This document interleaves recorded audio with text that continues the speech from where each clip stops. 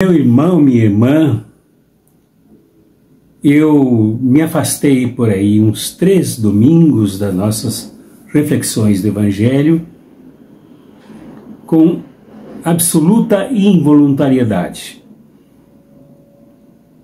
Como já relatei na última reflexão que postei aqui, tanto no canal Cartas Proféticas quanto no Espiritualidade Revolucionária, ambos no YouTube, eu fui agredido, abusado, distorcido e desrespeitado pelo YouTube quando este me tirou do ar sob uma punição absolutamente injusta de algo que não ocorreu e me ameaçou ainda de remover o meu canal. Então, por causa disso, eu estive fora do ar no primeiro domingo. Depois, nos outros dois, sobre esse caso, que foi uma afronta à nossa Constituição, à filosofia do direito, às balizas de interpretação filosófica do direito, eu tomo medidas contra o YouTube porque os prejuízos foram grandes contra a minha pessoa, inclusive agravando a minha saúde. E a segunda razão que me tirou dos outros dois foi problema de saúde, problema respiratório, com dengue, apesar de vacinado Covid, apesar de vacinado gripe, que redundaram em pneumonia e tudo isto em uma crise asmática aguda. Agora estou bem, graças a Deus, farei o último exame na próxima terça-feira para averiguar o que há ainda nos pulmões. Então retorno à reflexão do Evangelho, esperando fazê-la por todo o decorrente tempo ainda que resta deste ano.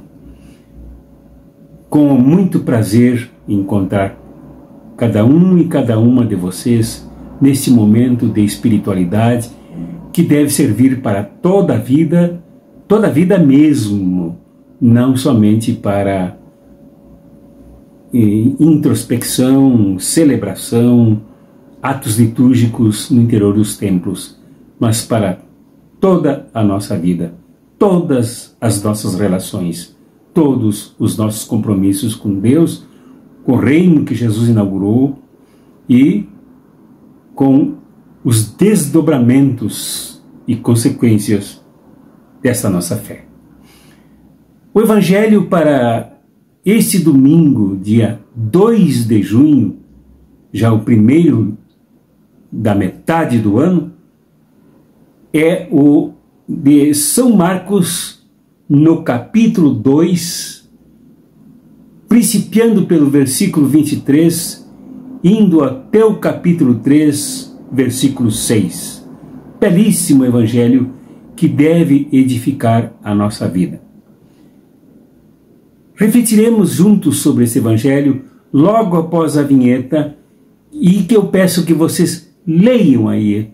Leiam, por favor, eu não tenho condições de ler por causa do meu problema visual, mas façam isso se estiverem juntas aí, mais de uma pessoa, façam isso juntos, compartilhem o que vocês sentirem e nós já retornaremos para a reflexão em nome do Pai, do Filho e do Espírito Santo. Amém.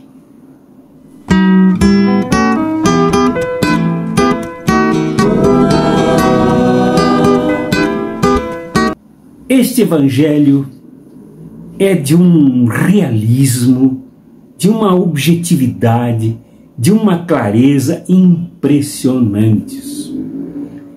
E eles nos mostram o verdadeiro Jesus, que era palestino, que era nazareno, galileu, pescador, trabalhador. O nosso Messias e Salvador Jesus Cristo não tem nada deste Evangelho, dos Evangelhos, mas em particular deste trecho, não tem nada a ver com a grande maioria do que fazem as igrejas hoje. O Jesus das igrejas é um Jesus fantasma, feito de uma espiritualidade desvinculada deste original. Um Jesus fantasioso que não guarda nenhuma relação com as práticas deste Jesus do Evangelho de São Marcos, este trecho que vocês acabaram de ler aí. Este Evangelho, feito à imagem e semelhança das igrejas coligadas com o neoliberalismo, coligadas com o capitalismo, comprometidas com a injustiça econômica e social, são avessas e travessas ao Jesus de São Marcos, ao Jesus da lavoura de milho e da sinagoga de Cafarnaum. O Jesus dos tapetes luxuosos do corpo Christi, dos tapetes feitos com arte sem compromisso econômico, social e político com o povo, não tem nada a ver com este Jesus da lavoura de milho, da fome dos seus discípulos e do homem doente na sinagoga de Cafarnaum. O Jesus das marchas fundamentalistas de direita, chamada Marchas para Jesus, são marchas para um Jesus anti-próximo, anti-sociedade justa, anti-reino que este de Cafarnaum veio trazer. É um Jesus, este das igrejas, das marchas para Jesus, do mercantilismo, do comércio, da venda de produtos religiosos que não tem relação com Jesus das lavouras de milho. Este Jesus de Nossa Senhora de Lourdes, cujo pedestal, cujo andor foi carregado por uma multidão de madames brancas, entre aspas, da alta sociedade de Goiânia e de Goiás, que choravam, reunindo mais de 40 mil ricas do agronegócio, do domínio capitalista, não tem nada a ver com este Jesus, filho de Maria, com este Jesus de Cafarnaum. E o que fez este Jesus impressionante? Quais os atos impressionantes desse Jesus? O Jesus da lavoura de milho é um Jesus que confronta o poder religioso aliado ao poder político. Quando seus discípulos colhiam espigas de milho para saciar a sua própria fome, visto que mais adiante Jesus sacia a fome de multidões, foram abordados de forma desrespeitosa, de forma autoritária e violenta, em nome da defesa do sábado, dia santo e sagrado para a tradição judaica. E alegaram que colher espigas de milho no sábado era ilícito, era proibido pela lei de Moisés. Jesus, no entanto, não se calou. Porque esse não é o Jesus da marcha para Jesus. Esse não é o Jesus que carrega andores alienando-se do povo. Este é o Jesus palestino, histórico, que veio trazer o reino de justiça, com pão, com comida, com roupa, com fraternidade, com solidariedade. Este Jesus confrontou. mas não confrontou com falações pessoais, não confrontou com verdades jogadas, mas com a própria história, quando mostrou que o rei Davi, tão adorado pelos judeus, entrou num templo com seus companheiros carentes de alimentos, com fome, e tomou os pães ázimos que seriam usados, comidos, consumidos somente pelos sacerdotes após o ato religioso, e distribuiu aos seus discípulos. Não sei se Davi forçou a barra como rei, usou o seu poder policial e político para constranger o rei, mas o fato é que Jesus usou este exemplo para dizer que há na história da tradição uma experiência de que o pão foi mais importante do que o sagrado, do que a reserva religiosa simbólica dos pães. A fome, portanto, justificou Jesus, é mais importante do que as leis, é mais importante do que as tradições, é mais significativo porque tem relação profundamente enraizada com a defesa da vida, e a vida é de direito primordial a ser defendido. Este é o Jesus que confronta os fariseus. Os fariseus que, evidentemente, não se preocuparam somente em defender a lei, que para eles estava abstratamente, fanaticamente, dogmaticamente, fundamentalisticamente acima da vida, mas em defender a propriedade privada, visto que Jesus não era dono de lavouras, de milhos, da colheita, de nada. Jesus entrou numa propriedade que, segundo a noção teológica que o animava, era a terra de todos e para todas. Era a terra de Deus. O Senhor é a terra de todos os que nela habitam. Já reza o Salmo. A noção de Jesus não é mesquinha. A visão de Jesus não é estreita.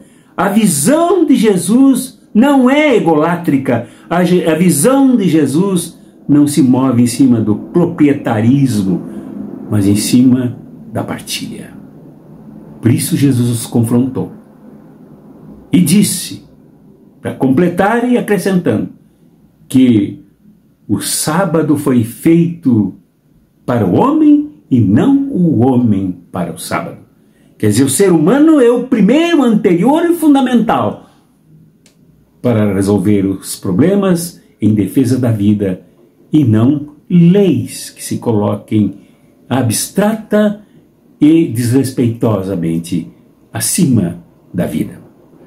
O outro momento de confronto, prosseguindo nessa mesma perspectiva, do desmantelamento em torno da figura hipócrita do sábado, que podia ser um outro dia, se fosse assim, tradicionalmente consagrado ao descanso. Mas Jesus, ao entrar na sinagoga de Cafarnaum, esta frequentada por ele em outros momentos, muitos outros momentos, Jesus logo vê um homem com uma das mãos ressequida, encolhida, sei lá se dolorida, mas ali havia um sofrimento, ali havia um homem que diminuíra o seu potencial de intervenção no mundo, porque uma das suas mãos, 50% da sua manualidade, se encontrava prejudicada. Isso se fazia excluído. Isso fazia com que o excluíssem. Isso o jogava num canto na sinagoga. Ele entrou, dá a impressão até pela leitura do texto, vocês leram aí, de que Jesus logo entrou procurando o homem. Até provavelmente fosse isso mesmo. Logo entrou para identificar a necessidade humana. Logo em encontro ao sofrimento do homem. Mas ele também se deparou com os herodianos e fariseus, já à sua espera, observando para ver se ele faria alguma coisa no sábado para curar o homem. E ele fez. Chamou o homem para o centro, para o meio, para se posicionar entre todos. E perguntou aos fariseus, perguntou aos religiosos, perguntou aos tradicionais, perguntou às pessoas de bem se era lícito fazer o bem ou fazer o mal no sábado. Quer dizer, Jesus, se era lícito salvar a vida ou deixar morrer no sábado. Quer dizer, para Jesus, mais uma vez, é a afirmação de que alienar-se, de que ignorar o sofrimento do outro, de que permitir a exclusão do outro, permitir a marginalidade do outro é fazer o mal. A omissão também é maldade. A omissão é pecaminosa. A trama para deixar o outro na marginalidade é crime contra a humanidade, contra a criação e contra Deus. Fazer o bem é chamar o homem. Fazer o bem, realizar o bem concreto, não ser, assim, digamos, lustrosamente, propagandisticamente, com placas dizendo eu sou o homem de bem, mas fazer o bem, realizar o bem, é resgatar o homem do seu isolamento e da sua dor por ser um ser humano de mão ressequida. Isto é fazer o bem. Para isto está acima de qualquer lei. Isto é a lei mais absoluta. Isto é a marca do reino que ele trouxe. Esta é a missão dele: libertar, curar, dignificar, trazer para o meio da roda, desexcluir o excluído. E o Evangelho de Marcos comenta de forma belíssima que Jesus, depois de perguntar se é permitido no sábado fazer o bem ou fazer o mal, salvar uma vida ou deixá-la morrer, ele pediu ao homem que estendesse a mão, viesse para o meio, e o fez cheio de ira e tristeza. O Jesus da Marcha para Jesus é um Jesus festeiro, é um Jesus carnavalesco. Nada contra o carnaval, mas contra essa carnavalização de Jesus. É um Jesus do coração, que deixa todo mundo muito feliz. Se entrevistar as crianças nas ruas da Marcha para Jesus, elas vão dizer que estão felizes. Não há problemas na infância, não há problemas na adolescência, não há problema com os neném que sofrem de tudo, de desemprego, de vontade de procurar emprego, de falta de estudos, de nada, porque aqueles que estão na marcha de Jesus seguem um Jesus feliz, carnavalesco, apático. É um Jesus que não se preocupa com a tragédia climática provocada pelo agronegócio, provocada pelo capitalismo, provocada pelas mineradoras. Não! Este Jesus da Marcha para Jesus é um Jesus que não se preocupa com as pessoas que afundaram no Rio Grande do Sul e que perderam tudo, inclusive muitas, a própria vida. Não, esse Jesus se preocupa com isso porque ele quer levar todo mundo para o céu. E aqueles que já foram, tá bem, tá feliz.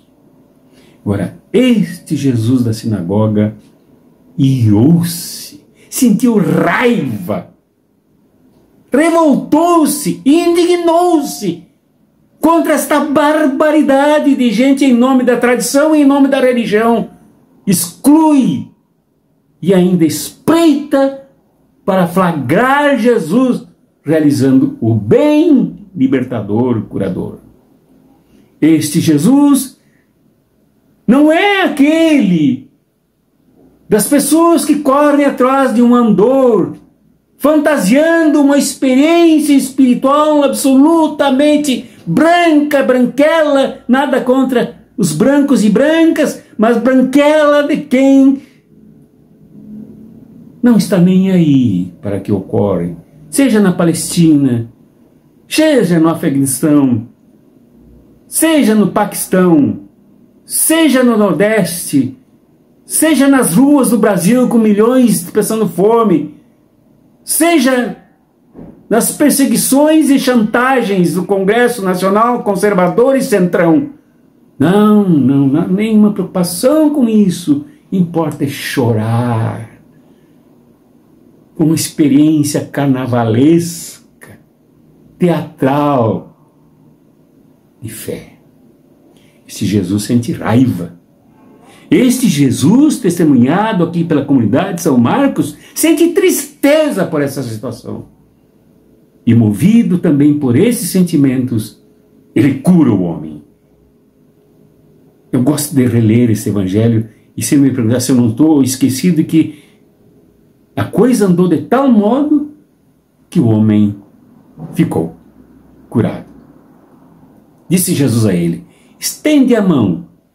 Ele a estendeu e não ficou, e a mão ficou curada. Isto é, Jesus integrou o ser humano todo através da cura de uma das suas mãos. Jesus integrou esse ser humano na criação. Diz que o ser humano foi criado para cuidar do jardim e precisa das duas mãos para se realizar como homem, como pessoa. E Jesus integrou este homem na comunidade, a colocá-lo no centro. Jesus recuperou o êxodo aqui, que foi a marcha de um povo miserável que estava à margem, excluído, ameaçado, massacrado, oprimido, chicotado, escravizado, comendo cebola a vida toda. Jesus integrou este homem nesta marcha libertadora. Ao curar a mão do homem, Jesus curou o homem inteiro. Ao curar o homem inteiro, Jesus confrontou o sistema econômico e político.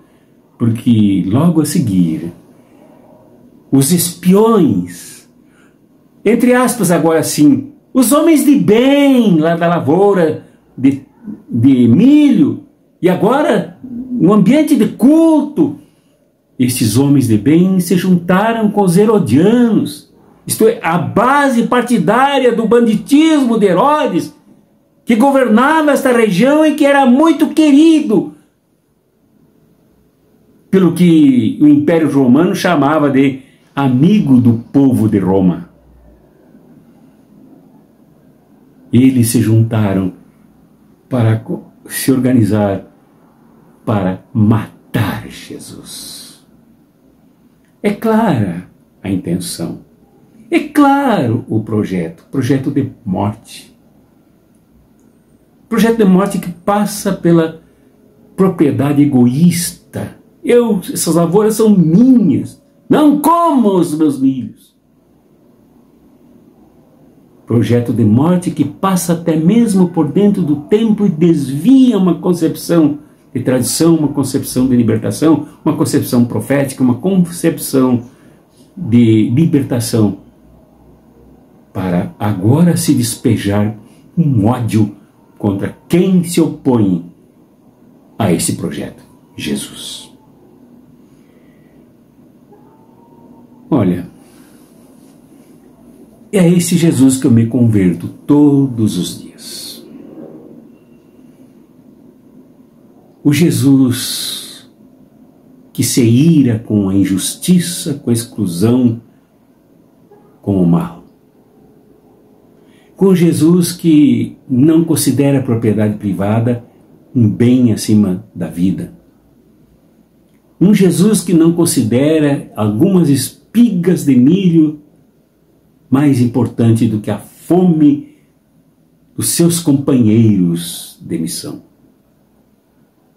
Este Jesus, eu me converto a este Jesus que tem um projeto de salvação civilizacional para trazer o ser humano de volta para o centro da libertação e da dignidade do serviço ao outro.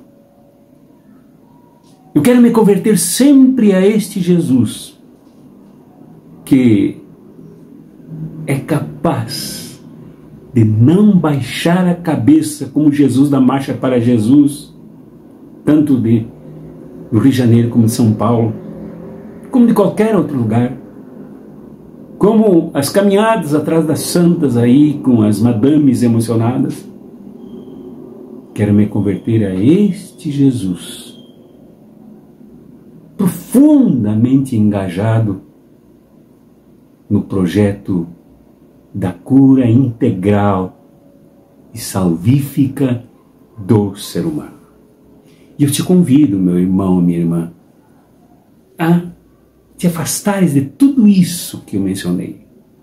Toda esta lixeira farisaica que hoje se traduz nessas heresias, nessas violências dos falsos bons, e venhas para este Jesus, que é capaz de nos jogar na mesma perspectiva dele, de não considerarmos os bens da terra propriedades de alguns, de não considerarmos os alimentos como coisas de negócio,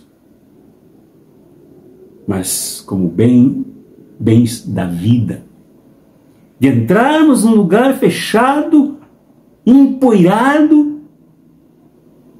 mofado e confrontar a que isso serve, isso como instrumento da exclusão, do massacre e da destruição da vida que não vale nada para esses que depois matam o próprio Jesus.